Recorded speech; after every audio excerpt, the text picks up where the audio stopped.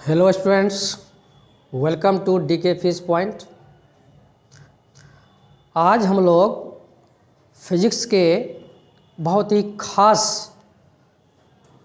और कह सकते हैं बहुत ही इम्पोर्टेंट यूनिट पर चर्चा करने जा रहे हैं। अभी तक पिछले वीडियो तक में हम लोग इलेक्ट्रोस्टैटिक्स यूनिट के अंतर्गत डिफरेंट टॉपिक्स पर चर्चा किए थे और आज का टॉपिक है करंट इलेक्ट्रिसिटी, धारा विद्युत। परीक्षा के दृष्टिकोण से यह यूनिट भी बहुत ही महत्वपूर्ण है और इस यूनिट के अंतर्गत हम लोग विभिन्न प्रकार के टॉपिक्स पढ़ेंगे। लॉन्ग क्वेश्चन से लेकर के शॉर्ट क्वेश्चन के संदर्भ में भी और न्यूमेरिकल पर भी चर्चा होगी, क्योंकि इस यूनिट्स के अंतर्गत जितने सारे टॉपिक्स हैं उसमें से लमसम 20 मार्क्स का क्वेश्चन बोर्ड एग्जाम में पूछा जाता है। इसलिए हम कह सकते हैं कि बहुत ही इम्पोर्टेंट यूनिट है। तो आज चूँकि इस यूनिट का स्टार्टिंग डे है, इसलिए आज इस यूनिट से संबंधित विभिन्न प्रकार के जो टॉपिक्स आएंगे उससे संबंधित डिफिनीशन पर चर्चा करेंगे और साथ ही साथ एक लॉ पर चर्चा करेंगे। लास्ट में वह लॉ होगा किर्चहॉफ के नियम। किर्चहॉफ का नियम भी बहुत ही इम्पोर्टेंट माना जाता है, क्योंकि परीक्षा में यह बार बार पूछा जाता है। और किर्चहॉफ के नियम पढ़ने के पश्चात इसके अनुप्रयोग के तहत या हम कह सकते हैं इस नियम के आधार पे एक बहुत ही इम्पोर्टेंट टॉपिक आता है, वह है व्हिटस्टोन ब्रिज। व्हिटस्टोन ब्रिज क्या है, उसकी संतुलन की स्थिति और असंतुलित अवस्था दोनों होती है। तो किर्चहॉफ के नियम के माध्यम से इसे कैसे उसकी शर्त को प्राप्त किया जाएगा इसकी चर्चा की जाती है। लेकिन इन सभी टॉपिक्स से पहले जो छोटे छोटे टॉपिक्स हैं जिसको जानना बेहद ज़रूरी है, क्योंकि इस यूनिट में आज स्टार्टिंग डे है और इसमें आगे बहुत सारे टॉपिक्स आते जाएंगे। तो जो आवश्यकता है आगे प्रूफ करने के संदर्भ में उन छोटी छोटी टॉपिक्स पर आज हम लोग चर्चा करेंगे। उसकी परिभाषा को जानेंगे, उसके यूनिट्स को जानेंगे, उसका सिंबल क्या होता है इसके बारे में भी जानेंगे और अंत में आज के वीडियो में किर्चहॉफ के नियम की चर्चा करेंगे। लेकिन टॉपिक पर आने से पहले, विभिन्न प्रकार के टॉपिक्स के डिफिनेशन को समझने से पहले, जो स्टूडेंट अभी तक इस चैनल को सब्सक्राइब नहीं किए हैं प्लीज़ पहले इसे सब्सक्राइब कर लें और बेल आइकन को दबाएं, जिससे कि फिजिक्स से संबंधित अर्थात हम यूँ कहें कि करंट यूनिट जो अभी चल रहा है इससे संबंधित जितने सारे वीडियो आएंगे इसका नोटिफिकेशन आपको मिलता रहेगा। और वीडियो को अंत तक ज़रूर देखें और यदि यह वीडियो अच्छा लगे तो अच्छी तरह से शेयर करें, लाइक भी करें। करंट इलेक्ट्रिसिटी में हम लोग आवेश की ही चर्चा करेंगे, लेकिन यह भी ध्यान रखना है कि इससे पहले जो यूनिट पढ़े थे इलेक्ट्रोस्टैटिक्स यूनिट, उसके अंतर्गत भी आवेश की चर्चा हुई थी, लेकिन उसमें आवेश को स्थिर अवस्था में रखा गया था। जितने सारे टॉपिक्स उसमें बताए गए हैं उसमें आवेश की चर्चा ही है, किंतु उसमें आवेश स्थिर था, क्योंकि टॉपिक ही है इलेक्ट्रोस्टैटिक्स, स्थिर वैद्युत की, अर्थात विद्युत संबंधित बातें हुई थी लेकिन उसमें आवेश स्थिर था और स्थिर अवस्था में ही आवेशों के बीच वैद्युत आकर्षण या प्रतिकर्षण या उसके कारण उत्पन्न विद्युत क्षेत्र, इन बातों की चर्चा हुई थी। इस यूनिट में स्थिर अवस्था में चर्चा होती है, लेकिन करंट इलेक्ट्रिसिटी में आवेश स्थिर नहीं बल्कि प्रवाहित होती है। अर्थात इसमें जितने सारे टॉपिक्स हम लोग पढ़ेंगे तो उसमें आवेश स्थिर अवस्था में नहीं बल्कि आवेश गतिशील अवस्था में होगी। इसलिए सबसे पहले जो इसमें टॉपिक आ रहा है वह है इलेक्ट्रिक करंट, जिसे हम विद्युत धारा बोलते हैं। विद्युत धारा किसे कहते हैं? What is electric current? तो विद्युत धारा के बारे में एक सिंपल डिफिनीशन पहले जान लेते हैं और फिर इसका मान कैसे प्राप्त होगा उससे संबंधित भी एक डिफिनीशन चर्चा करेंगे। तो सिंपल वे में हम कह सकते हैं कि किसी चालक में आवेश का प्रवाह विद्युत धारा कहलाता है। किसी चालक में आवेश का प्रवाह विद्युत धारा कहलाता है।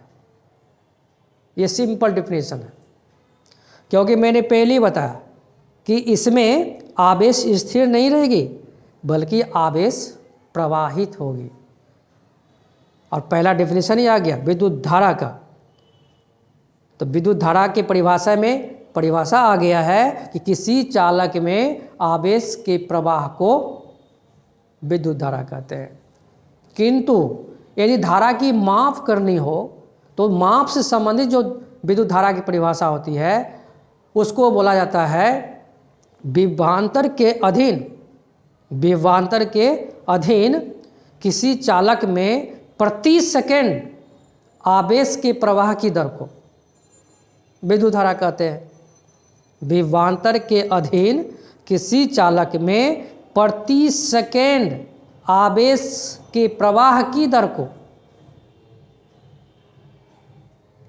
विद्युत धारा कहते हैं। इसको अन्य रूप में भी हम ऐसा कह सकते हैं कि विभवांतर के अधीन किसी चालक में आवेश के प्रवाह की दर को विद्युत धारा कहते हैं। प्रति सेकंड हम छोड़ भी सकते हैं, कह सकते हैं विभवांतर के अधीन किसी चालक में आवेश के प्रवाह की दर को विद्युत धारा कहते हैं। इसमें दो बातें आई। आवेश के प्रवाह की दर से मतलब यहाँ पर क्या है? फिजिक्स में दर से मतलब होता है, उसका संबंध होता है टाइम से, समय से। तो प्रति सेकंड बोले या आवेश की दर बोले, दोनों एक ही बात है। तो प्रति सेकंड आवेश की प्रवाह की दर को विद्युत धारा कहते हैं। तो आवेश को हम जनरली Q से सूचित करते हैं और दर को यानी समय को T से, और विद्युत धारा का संकेत होता है I। और हम जानते हैं कि दर, जब भी दर की बातें होती है तो दर किसी भी स्थिति में जब लिखा जाता है तो उस दर को हमेशा डिवाइड के नीचे, अपॉन में नीचे लिखा जाता है। तो परिभाषा को देखा जाए जिसमें कहा गया विभवांतर के अधीन किसी चालक में आवेश के प्रवाह की दर को या प्रति सेकंड आवेश के प्रवाह को विद्युत धारा कहते हैं। तो सपोज यदि हम ऐसा कर लें कि T सेकंड में किसी चालक में Q आवेश प्रवाहित हो रही है तो 1 सेकंड में कितना, तो हम कह सकते हैं Q/T। और यही 1 सेकंड में जो उस चालक में आवेश का प्रवाह हो रहा है, इसी आवेश के प्रवाह की दर को हम विद्युत धारा कहते हैं। अर्थात हम यहाँ पे I = Q/T कह सकते हैं। यानी सिंपल वे में यदि समझें तो धारा का सूत्र हो गया I = Q/T। इस धारा के मान को बहुत एंगल से लिखा जाता है, क्योंकि यहाँ पर जितने सारे मान लिए गए हैं वह सिंपल वे में है। लेकिन यदि इसका मान बड़ा हो, टोटल के संदर्भ में दिखाना हो, तो यहाँ पे डेल्टा Q/Δt का भी ये होता है। अर्थात I = डेल्टा Q/Δt का भी यूज कर सकते हैं। और इसी बड़े मान को यदि फिर से छोटे रूप में दिखाना हो तो इसका लिमिट निकाला जाता है और तब फिर यह मान डिफरेंशिएट हो जाता है और उस समय I बराबर लिखा जाता है dQ/dt।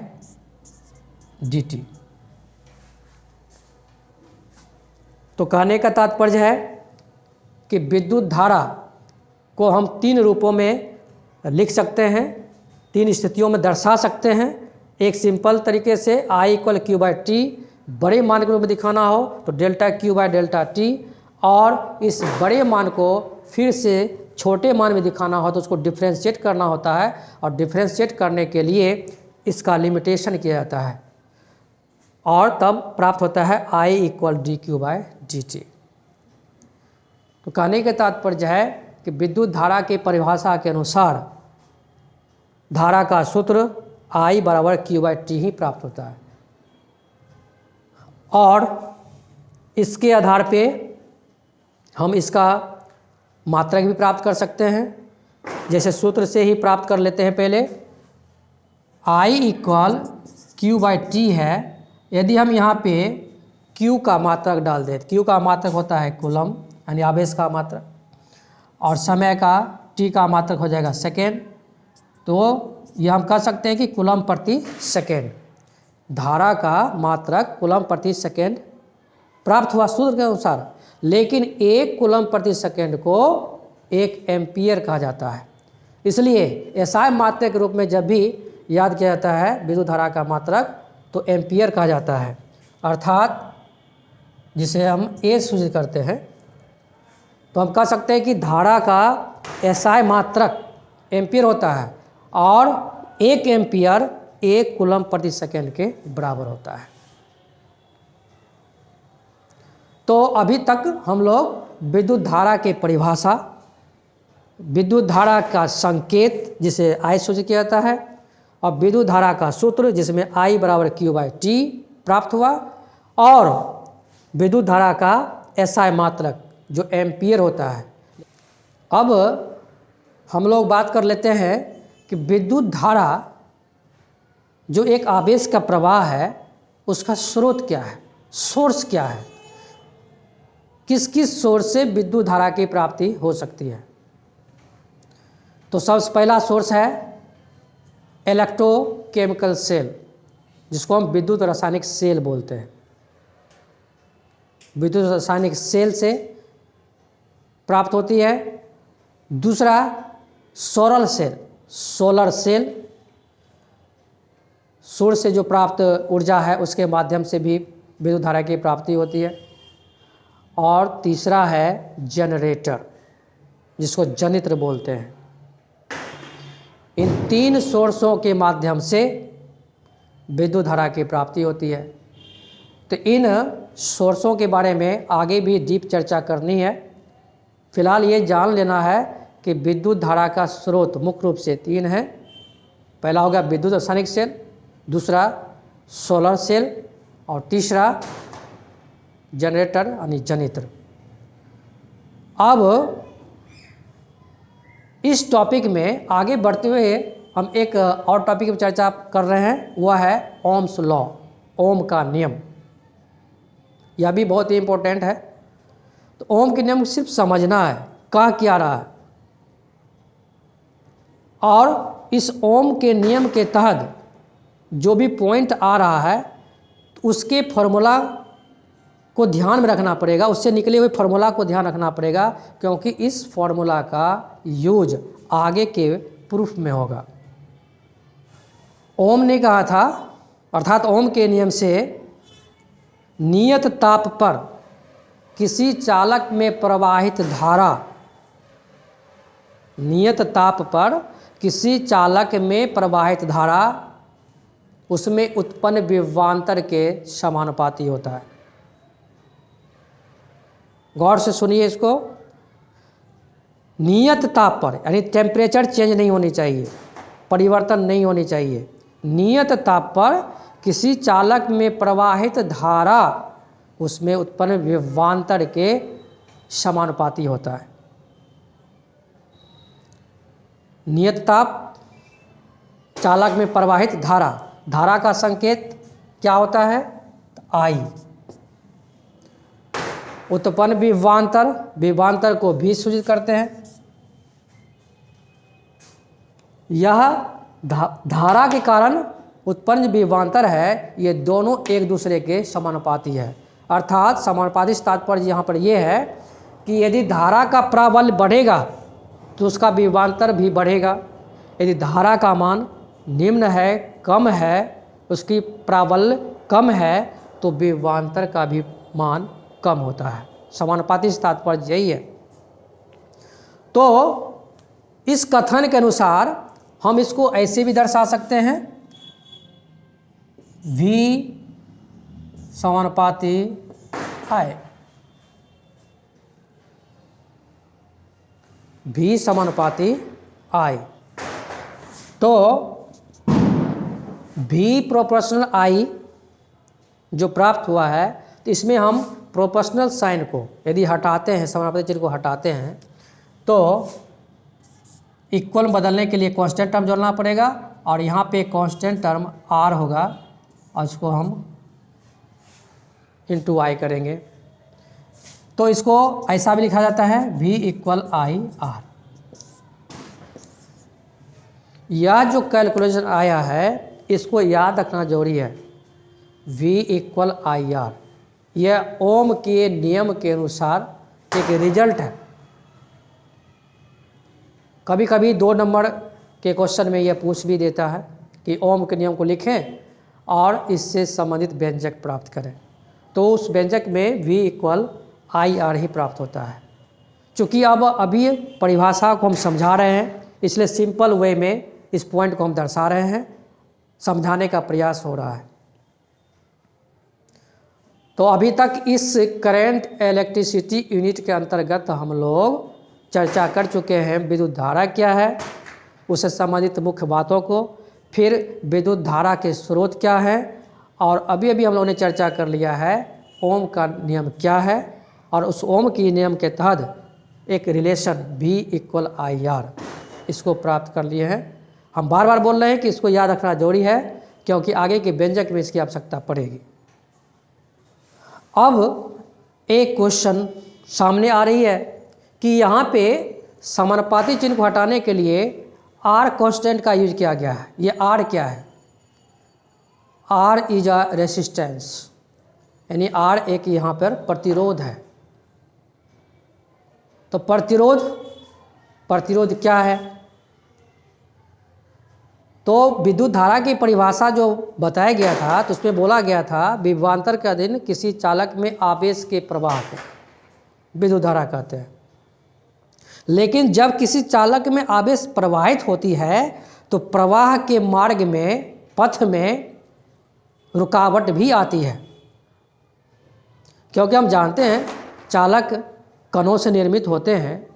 तो जब उस कण में आवेश का प्रवाह होता है तो उस कण के द्वारा उस आवेश के प्रवाह में विरोध भी होता है, रुकावट भी आती है।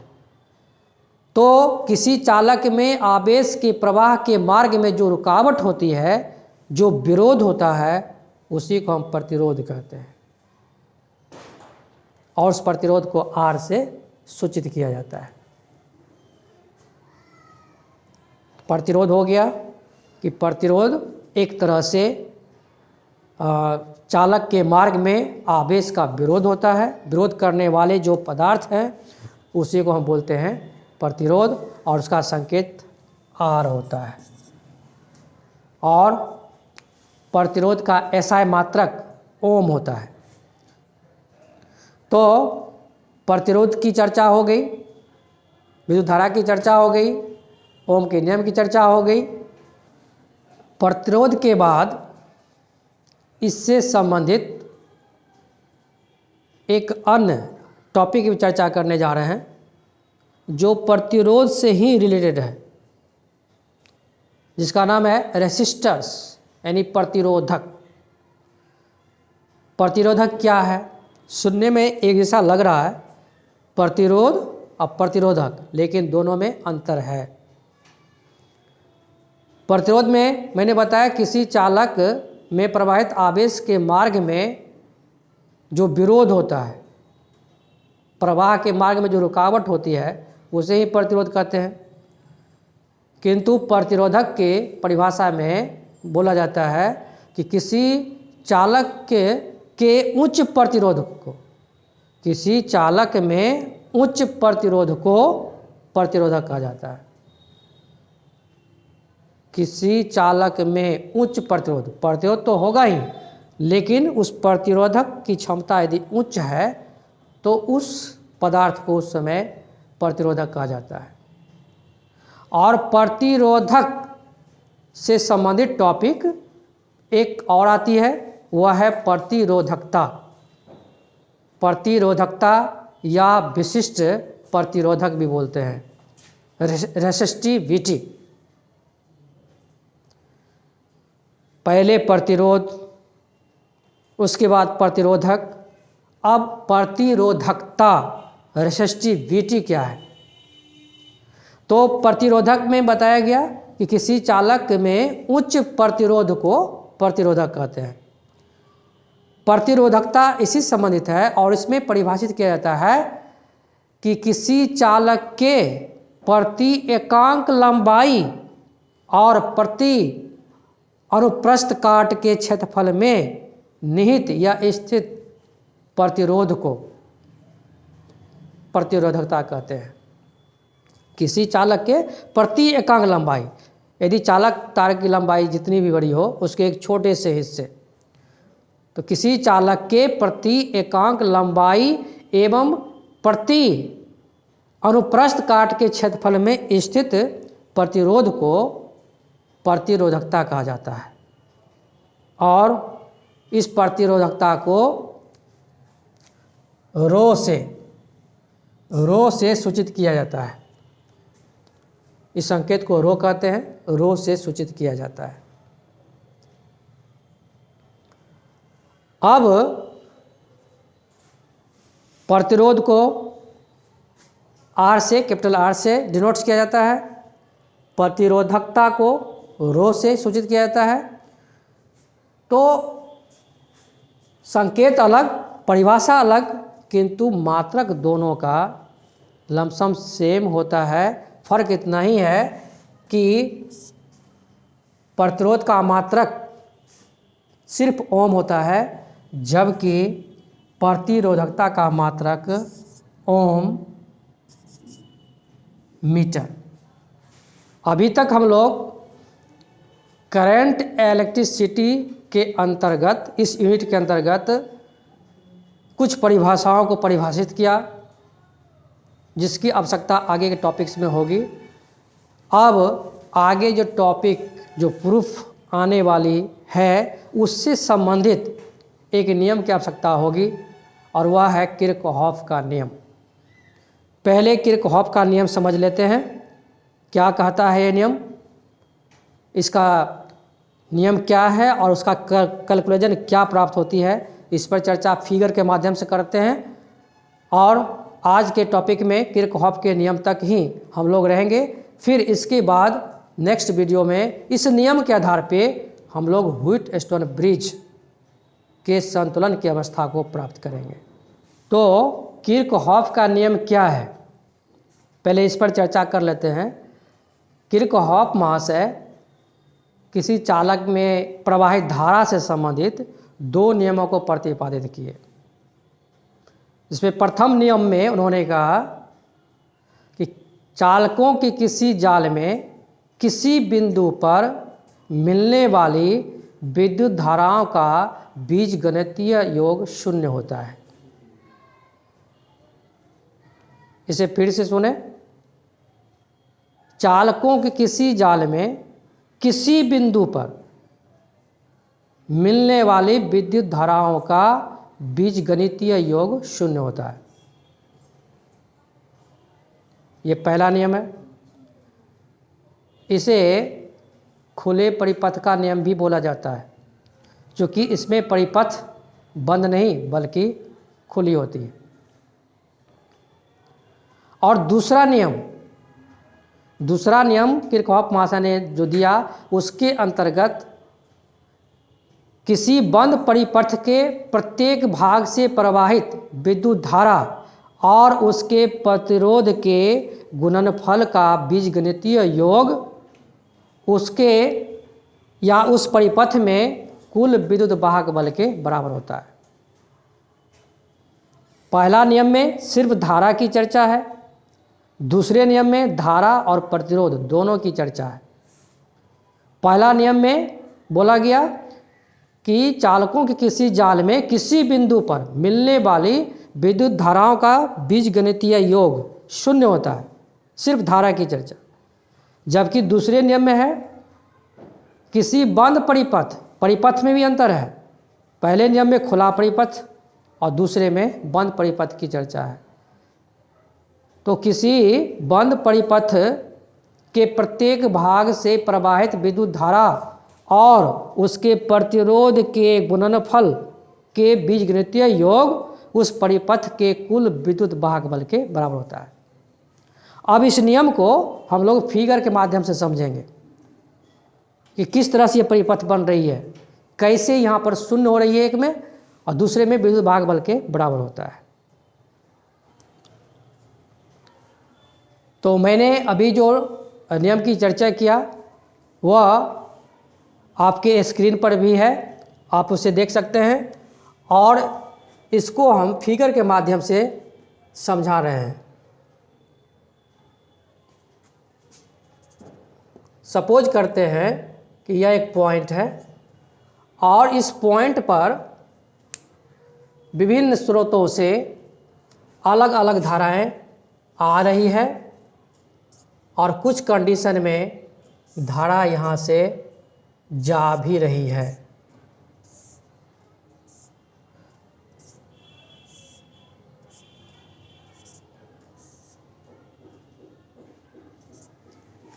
इस धारा को क्रमशः हम सपोज कर सकते हैं I1, I2, I3, I4, I5, I6। एक बिंदु पर बहुत सारे धाराएं मिल रही है। इसमें जो इसमें एरो का साइन यूज किया गया है उसमें कुछ में पॉइंट की ओर आने का निर्देश है और कुछ में पॉइंट से जाने का। तो आने का मतलब क्या और जाने का मतलब क्या है यह भी हम लोग समझेंगे। लेकिन जो परिभाषा में कह रहा था ना कि चालकों के किसी जाल में, तो जाल से मतलब क्या, मछली पकड़ने वाले जाल की बात नहीं हो रही है। मछली शब्द से लग रहा है मुंह में पानी भी आ गया, मछली खाने का इरादा हो गया है, लेकिन उस जाल की भांति जरूर है यहाँ पर है। कैसे, तो जिस तरह से जाल में भी इधर से धागा आया और आता है, तो यहाँ भी हम लोग देख रहे हैं कि विभिन्न स्रोतों से एक बिंदु पर धाराएं आ रही है। तो आने की और जाने के संदर्भ में सिंपल रूप में जान लें कि जब किसी बिंदु पर कोई धारा आती है तो उसको पॉजिटिव लिया जाता है, अर्थात आ रही है। और जब धारा यहाँ से जाएगी तो उसके मान को निगेटिव में लिया जाता है, क्योंकि इस पॉइंट पे से धारा जा रही है अर्थात उतनी धारा का मान वहाँ पे घट रही है। तो इस संदर्भ में किरचॉफ महाशय ने जो बताया कि चालकों के किसी जाल में किसी बिंदु पर विद्युत धाराओं का बीजीय योग शून्य होता है, तो यहाँ पे हम इसको लिख सकते हैं I1 पॉजिटिव होगा क्योंकि आ रही है, प्लस ये धारा I2 चूँकि जा रही है इसलिए प्लस नहीं बल्कि यहाँ पे माइनस I2 का प्रयोग करेंगे। फिर हम देख रहे हैं कि I3 आ रही है इसलिए प्लस I3 लिखेंगे। फिर I4 जा रहा है इसलिए माइनस I4। I5 इस बिंदु की ओर आ रही है इसलिए प्लस I5। और I6 जो धारा सपोज किया गया यह भी बिंदु की ओर आ रही है इसलिए इसको भी प्लस I6 करेंगे। सभी को जोड़ दिया गया है और इसका बीजीय योग अर्थात बीजगणितीय योग शून्य होगा किरचॉफ के नियमानुसार। तो मेरे ख्याल से किरचॉफ का ये पहला नियम क्या है ये समझ में आ गया होगा। और इस नियम का उपयोग आगे व्हिटस्टोन ब्रिज के संतुलन की स्थिति जब हम प्राप्त करेंगे उस ब्रिज के बारे में जब पढ़ेंगे तो वहाँ पर इसकी आवश्यकता होगी, इसका भी और दूसरे नियम का भी। तो इस नियम को मेरे ख्याल से समझ गए होंगे। अब हम चर्चा करेंगे दूसरे नियम की। दूसरे नियम के तहत